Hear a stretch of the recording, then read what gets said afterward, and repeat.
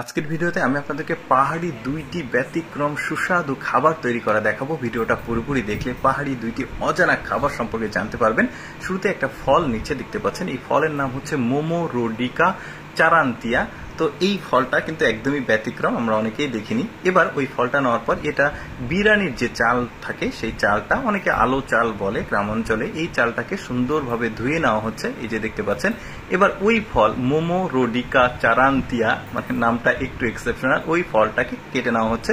ওই ফলের মধ্যে করলার যে পাকা করলার যে বিচি থাকে লাল লাল, ঠিক ওই রকম বিচি রয়েছে, কিন্তু ওই বিচিটাকে বের করে নিয়ে এই আলো চাল বা বিরিয়ানির চালের সাথে সুন্দরভাবে মিক্সিং করে নেওয়া হচ্ছে। নিয়ে একটা কাঠের পাত্রর মধ্যে ওরা রান্না করে, ওই কাঠের পাত্রর মধ্যে দিয়ে দেওয়া হলো ওই যে ফলটা, সেই ফলের বিচি আর ওই চালগুলো দিয়ে কলা পাতা দিয়ে এটাকে ঢেকে চুলাতে দেওয়া হয়েছে। যখন হয়ে গেছে দেখুন বেশ চমৎকার একটা কালার আসছে, কিন্তু ওই ফলের ভেতরে যে কালারটা ছিল ওই কালারটাই ভাতের মধ্যে চলে এসেছে।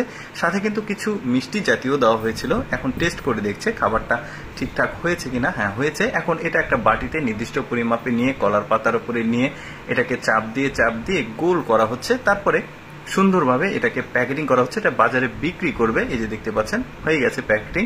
এখন এই পুরো যে খাবার অনেকগুলো তৈরি করলো, এটা বাজারে নিয়ে চলে যাচ্ছে, নিয়ে ওদের স্থানীয় যে বাজার আছে সেখানে কিন্তু ওরা বিক্রি করে। দেখতে পাচ্ছেন খাবারগুলো নিয়ে কলা পাতাতে মুড়িয়েছে। এখন কাস্টমার এসেছে, কাস্টমারদের কাছে কিন্তু বিক্রি করছে।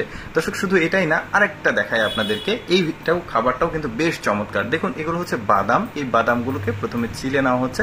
বাদামগুলোকে ছেলার পর বাদামের উপরের যে চামড়াগুলো থাকে, লাল চামড়া, ওই চামড়াটা তুলে ফেলা হবে। এই যে দেখতে পাচ্ছেন আগে ভেজে নেওয়া হচ্ছে।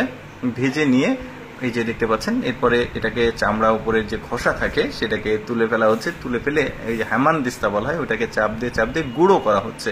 এই যে দেখতে পাচ্ছেন গুঁড়ো করে এটাকে নিয়ে আসা হয়েছে আরেক জায়গায়। এটাতে আবার ভুট্টা বা পপকর্ন রয়েছে, এটাকে আবার গুঁড়ো করা হচ্ছে। মানে ওই বাদাম এবং এই ভুট্টা দুইটা মিক্সিং করে করবে। যখন ভুট্টাগুলো গুঁড়ো করা হলো, এটাকে চালন দিয়ে চেলে, আঞ্চলিক ভাষা বললাম চালন বলে, অনেকে আবার বাস্কেট বলে, ঝুড়ি।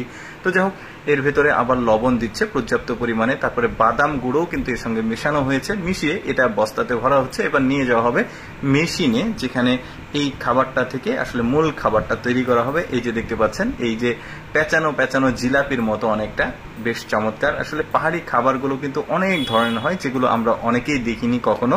তো আমি সবসময় চেষ্টা করি আপনাদের সামনে পাহাড়ি বিভিন্ন রকম ঐতিহ্য, সংস্কৃতি, খাবার এগুলো আপনাদের সামনে তুলে ধরার। যেমন এই খাবারটি দেখতে পারলেন জিলাপির মতো, যেটা বাদাম এবং আরো অন্যান্য উপকরণ ভুট্টা দিয়ে তৈরি। দর্শক, কেমন লাগলো ভিডিওটা কমেন্ট করে জানাবেন। আর এইরকম মজার ভিডিও প্রতিদিন দেখতে আমাদের পেজটি ফলো রাখুন।